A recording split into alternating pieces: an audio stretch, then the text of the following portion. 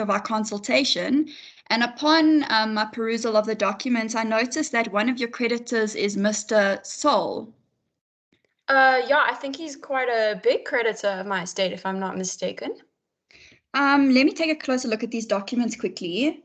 Oh yes, I do notice that he's quite a big creditor in your estate, and I must inform you that unfortunately, Mr. Sol is also a close friend of mine. Oh.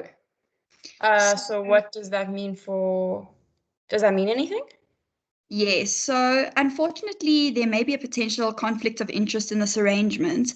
Would you like me to explain what a conflict of interest is? Yes, please. I have no idea what that is. A conflict of interest is a situation in which a person or organization is involved with multiple interests. This can be financial or otherwise, and typically it relates to situations in which the person who has a personal interest towards an individual organization, this interest may adversely affect the situation at hand.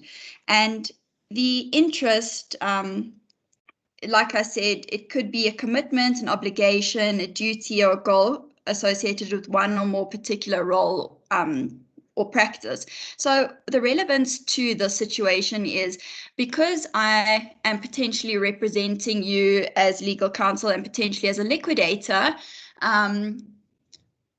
I represent you within this sphere, but also I am a friend to Mr. Sol, and I have an interest towards him as well in a personal capacity. So although we have a professional relationship, I also have a personal relationship with one of your key creditors.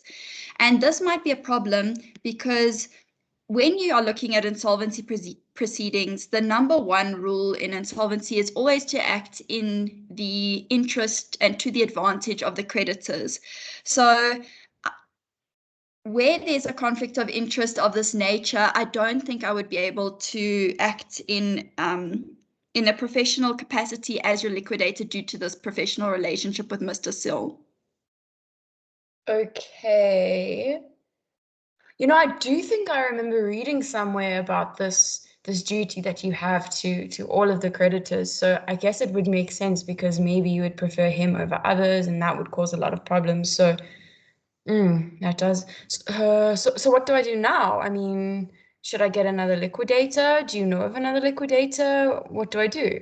Yes, so I would recommend that you find another liquidator. I do know a couple people in my professional capacity that I would be very happy to pass their contact details on to you, and hopefully they can assist because it's really important that a liquidator is unbiased and is all looking out for the equal interests of all.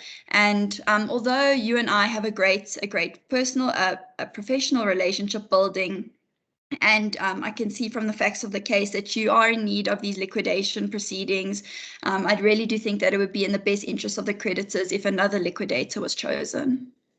Okay. Well, thank you so much for your honesty. I really appreciate it. And I would appreciate the contact details of the other liquidators. Would you be able to brief them for me so that I don't have to? Yes, Mr. Jones, of course. That would be my absolute pleasure.